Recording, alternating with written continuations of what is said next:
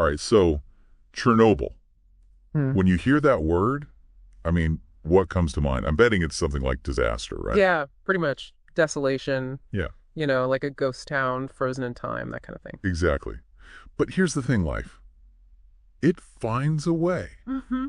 And that's what we're diving into today. We're going deep into the Chernobyl Exclusion Zone. Yep, we're talking about the dogs of Chernobyl. They're not just surviving there, they're thriving. It's like a real-life evolution experiment unfolding right before our eyes. Exactly. And there's some really cool research that just came out in canine medicine and genetics that dives into all of this. Okay, so you've got two distinct populations of dogs in the exclusion zone, right? Yeah, there's one group near the damaged reactor. Right, right.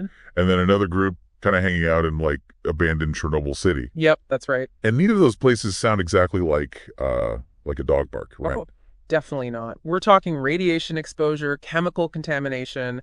Yeah, and food. Scarce. Weather. Harsh. These dogs are dealing with a lot. So, I mean, you'd think that any animals in there would be, struggling just to exist. Yeah, for sure. But these dogs are forming packs, adapting. They are. It's amazing, really. They're proving just how resilient life can be. But how do we know if these changes we're seeing are just random, or if it's actual evolution happening? Well, that's the big question, isn't it? The research shows some pretty significant genetic differences between the two groups. Interesting. So one possibility is it's just random chance. Like genetic drift. Exactly. Yeah. But the thing is, the differences are so significant and these dogs are facing such unique pressures. It really suggests that there's more to it than just randomness. So you're thinking natural selection, survival of the fittest. I think so, yeah. Wow. So what kind of changes are we actually talking about? Well, researchers are looking at specific genetic markers that could show, adaptations for survival, like maybe changes in coat color for camouflage. Makes sense. In those, like, crumbling buildings, it'd be good to blend in. Yeah, exactly.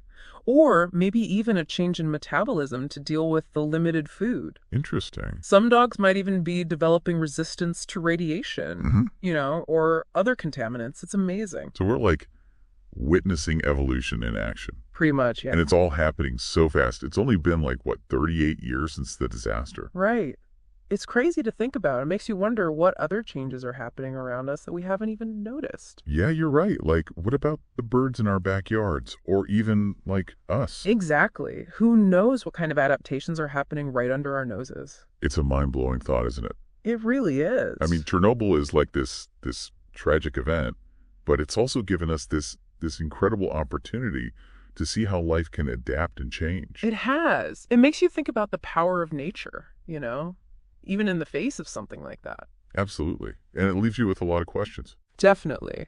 It makes you wonder what other secrets of survival are out there, just waiting to be discovered. Exactly. Well, on that note, we'll leave you to ponder that. Yeah, think about it. What's going on in your own backyard? It might surprise you. And let us know what you think. Yeah, hit us up on social media. Let's get a conversation going. Thanks for joining us for another deep dive. We'll catch you next time.